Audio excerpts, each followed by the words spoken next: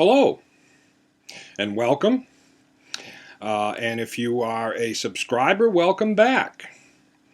This is the beginning of the third season of making these videos, and I thank all the people that have watched and all the comments and the subscribers. I am a minister. My name is Wes, for those that don't know, from the Universal Life Church Monastery. And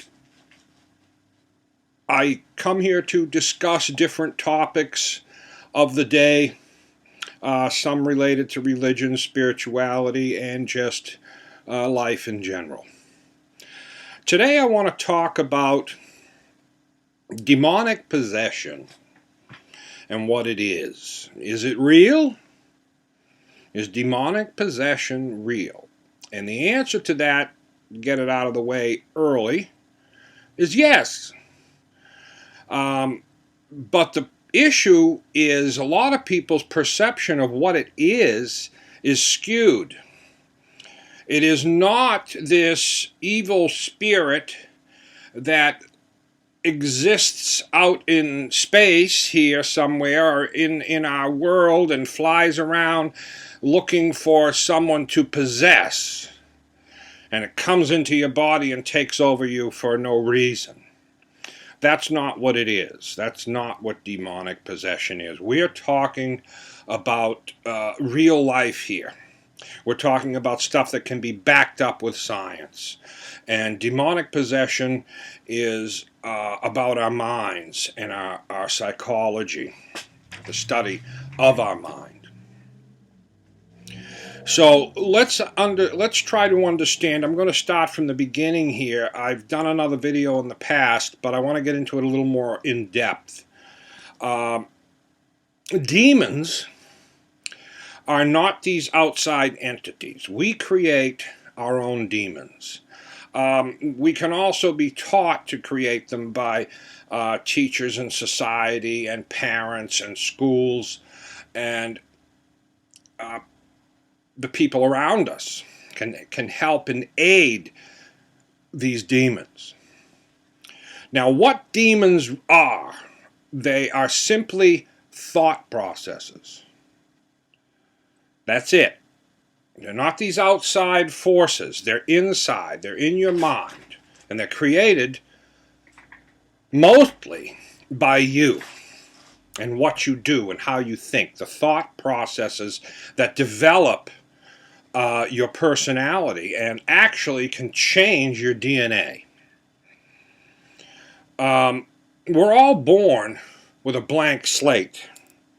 Our minds, men, women, we're born, and the things we are taught throughout our life can create thought processes that some would call demons. Because these thought processes can make people do a lot of strange things, from harming others to harming themselves. Well, what are they?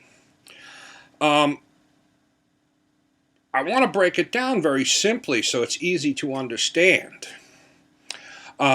So we have to go back to what's good and what's evil. Now, if you read the Bible or any other religious text, it doesn't matter which one, the Quran or Buddhist texts, good is being selfless, sharing and caring for one another. Evil is being selfish, wanting and taking and not caring about everybody else. Now, a lot of people think, oh, that's not evil because I can be selfish and I don't want to call that evil when I'm selfish. But it is. That's what evil is, selfishness. And when I say that, it's not because the selfishness causes harm to others, which it may. That's not why it's called evil, though. It's evil because of the harm the selfishness does to you. That's the thing. doing selfish acts and being taught that selfishness is a moral thing. When you do selfish things, over time, they give you good feelings. You get good emotions. The dopamine levels in your brain get activated when you do selfish things.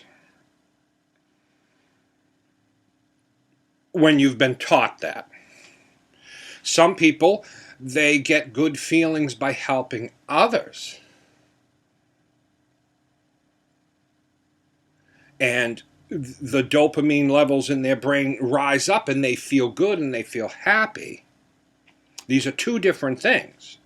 The selfishness side of it is where the demons come in. Because over time, doing selfish things, you are actually changing your body to feel good about putting other people down.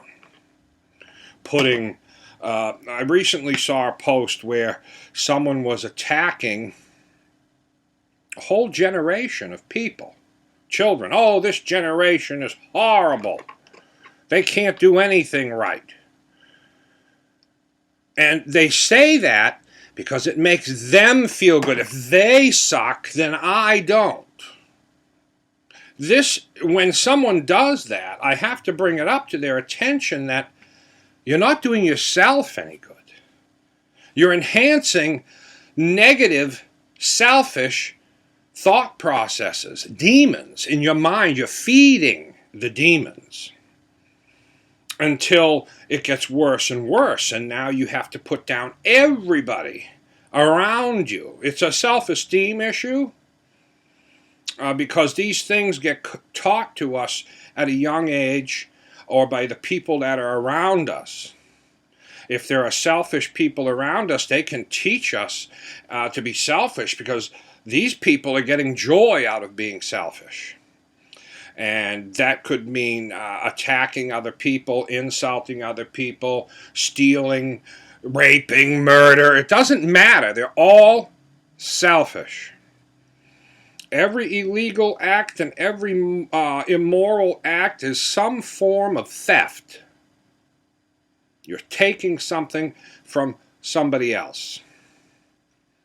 Now, some of these selfish acts are not illegal.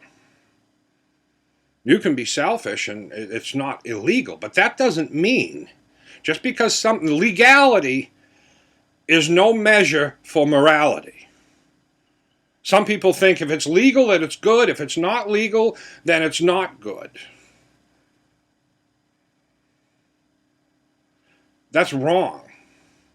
Because there are a lot of unjust laws. You got to be able to use your mind and think for yourself and stop being a follower of other people. Because we propagate these selfish thought processes in our mind, and they build one on top of another. You may get a good feeling about insulting people that have different views than you. Bigotry is another selfish thing. Now, some people, like myself, I have demons just like everybody else does. Because I don't like it, and I may put down people who harm children, people who insult or who are racist. I may get angry and tell them, hey, that's wrong. And of course they'll get mad at me because they want to do their selfish racist thing. So we have to be able to be self-aware of how we think, where we're getting our emotions and good feelings from. Are you getting good feelings from attacking others who are not harming anybody and just live differently than you, have different opinions than you, well, that's selfish. If you are attacking other people because they are attacking other people and harming others and committing crimes, well, you're defending other people. That's not a selfish act. You've got to look deeply into the emotions behind your actions. Now, people will try to flip it around all the time on you and tell you that to be prejudiced against criminals is somehow being selfish. That's what they'll think. That's what people that are living on that dark side try to blame other people. It's a blame. It's never me, it's always them. It's an ego thing.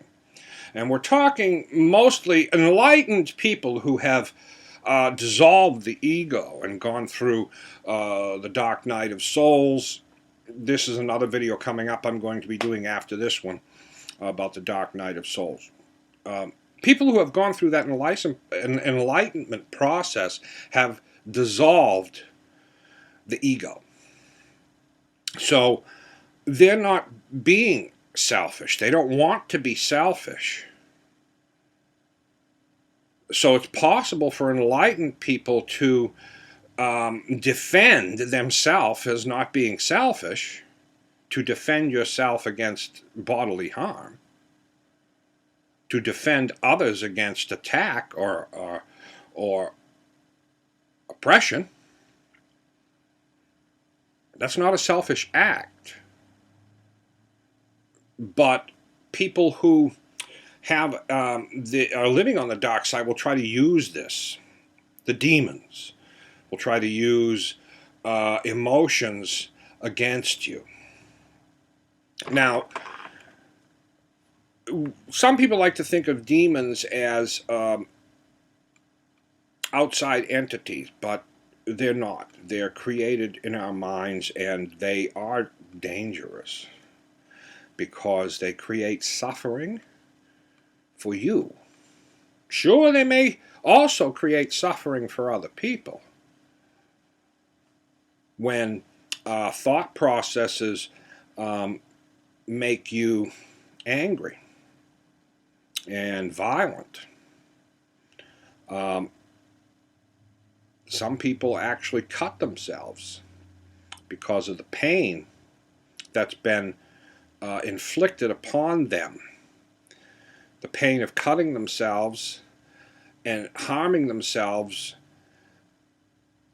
relieves them of other pain and suffering that's going on. So they're exchanging one for the other. Now,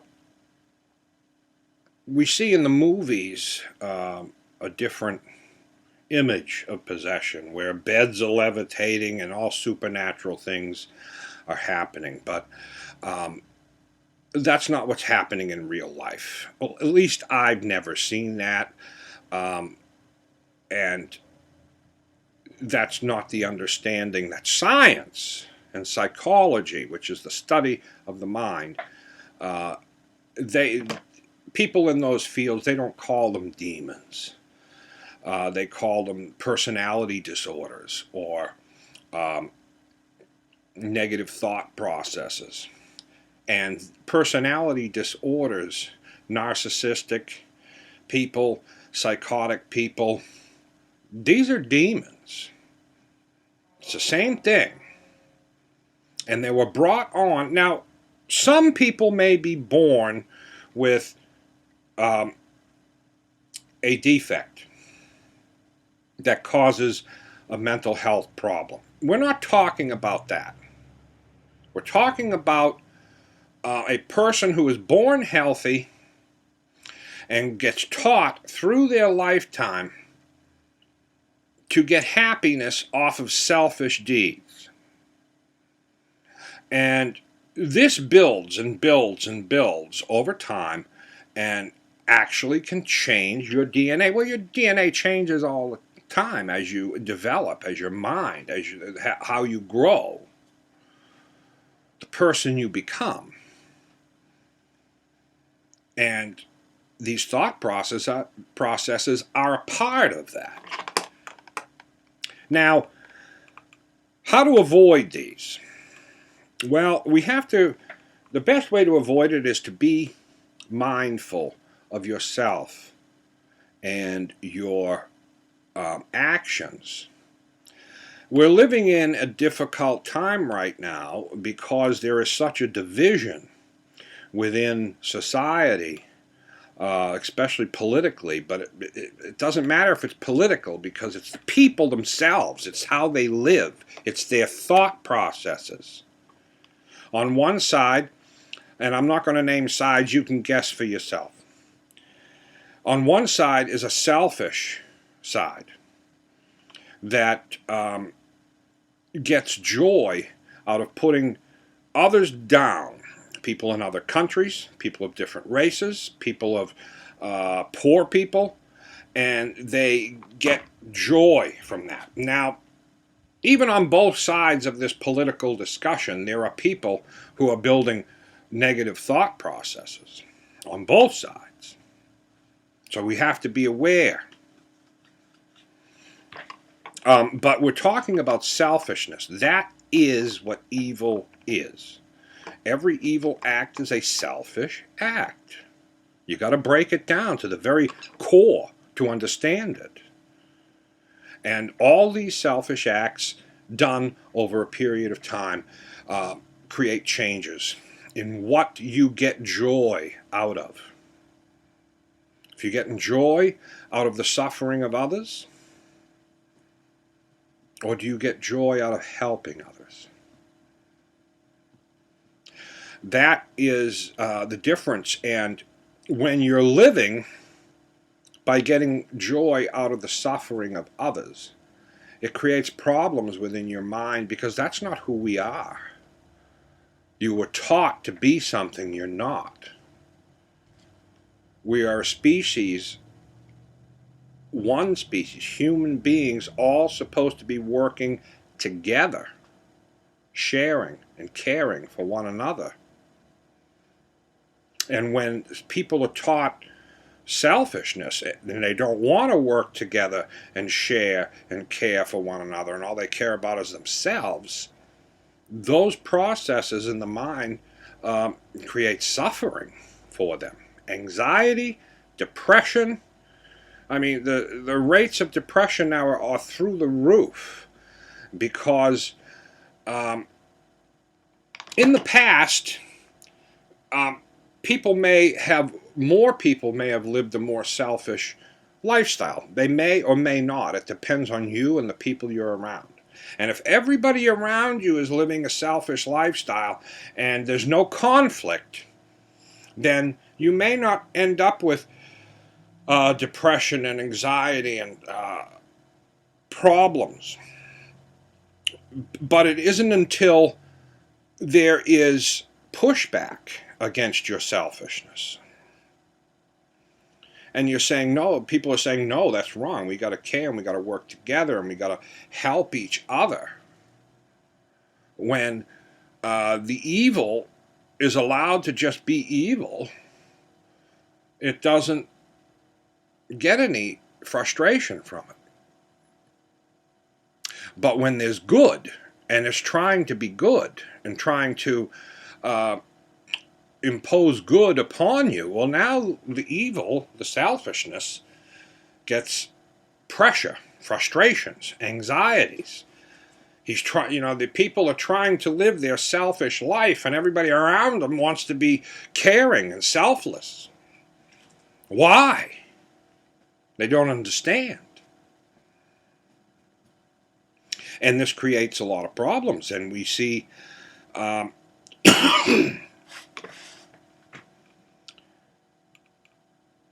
this is also related to the mass shootings. Boys in general are being raised by our society to be violent. That's what they're taught. They're taught don't have any emotions. Everything that we're all inside of all of us, there's a man and a woman. We all have the same brain. The difference between the female brain and a male brain when they're born is nothing. It's the same. There are slight differences in the body and genitalia and testosterone and hormonal differences, but they don't develop until later. So the teachings that our society teaches boys, they're teaching them to have demons. Teaching them that violence is the way to solve problems. Teaching them that you should not have any emotions. Everything that is feminine is shamed out of a man, and that's half of who they are. There are two pillars of enlightenment: the feminine, sacred feminine, and sacred masculine part of our psyche. And society and parents who just don't know any better are teaching their children to squash one of them out. And they don't even know they're doing it because that's what was done to them, and they think it's okay. But it does create problems down the road for depression and anxiety and negative thought processes, demons that can cause people to harm others. And I often recommend the movie The Mask You Live In. If you on YouTube, you can buy it. I think there's a free copy on there as well. The Mask You Live In. You can look it up, and it is a great movie by psychologists and psychiatrists. Help make this movie so that people understand what's going on in our society that is causing boys more than girls to grow up to be violent, angry, abusers. And there's a reason why the boys are committing mass murders and women are not. Women do have their mental health problems as well, but they're not violent. And they're not taught to be. Everything's taught. And I think that's all I want to get into for now. If you have any questions, please put a comment in the comment section. Hit a like if you like this video. And if you don't like it, hit a don't like. It's all good because it gives me ideas of where I should go and what you want to listen to and hear about. We're all here to learn from one another, and I learn from you guys, and I hope you learn something from the things I bring. So I thank you for watching. Peace and happiness to everyone. Until next time, I'm Wes.